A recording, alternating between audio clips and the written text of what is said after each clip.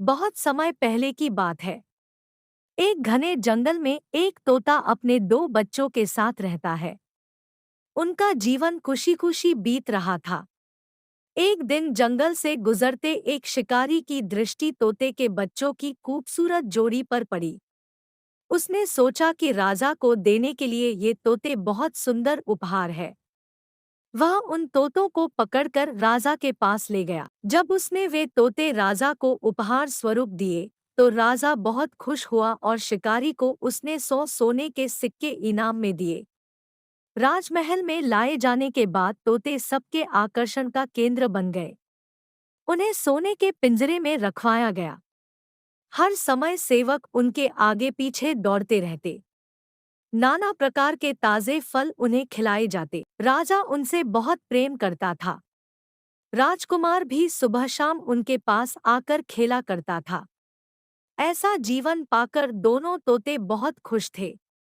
एक दिन छोटा तोता बड़े तोते से बोला, भाई, हम कितने खुशनसीब हैं जो इस राजमहल में लाए गए और ऐसा आरामदायक जीवन पा सके।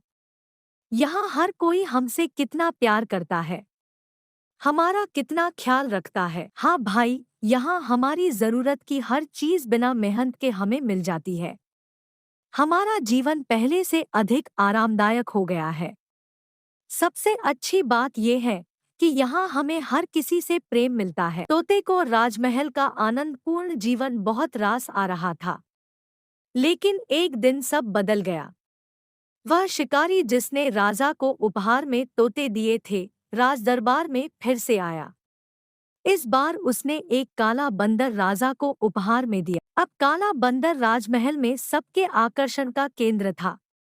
सारे सेवक उसकी देखरेख में लग गए। उसके खाने पीने का विशेष ख्याल रखा जाने लगा। तोतों के प्रति सबने ध्यान देना बंद कर दिया।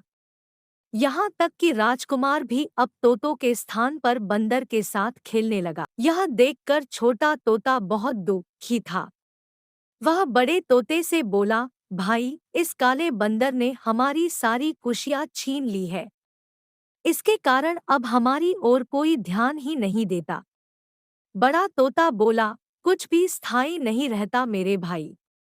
वक्त बदलते देर नहीं लगती। कुछ दिन बीते। बंदर था तो शरारती। एक दिन उसने महल में बहुत उत्पात मचाया। सेवकों को बहुत तंग किया। राजकुमार भी उसकी हरकत से डर गया। राजा को जब बंदर की कारस्तानी पता चली, तो उसने उसे जंगल में छोड़ आने का आदेश दे दिया। आदेश का पालन कर बंदर को जंगल में छोड़ दिया गया। उस दिन के बाद से तोते फिर से महल में सबके आकर्षण का केंद्र बन गए। अब छोटा तोता बहुत खुश था। वह बड़े तोते से बोला, हमारे दिन फिर से वापस आ गए भाई। बड़ा तोता बोला, याद रखो मेरे भाई, समय कभी एक जैसा नहीं रहता। इसलिए जब समय साथ न दे तो दुख ही नहीं होना चाहिए। बुरा समय है तो अच्छा समय भी आएगा। छोटे तोते को बड़े तोते की बात समझ में आ गई और उसने तय की, कोई भी चीज स्थायी नहीं रहती।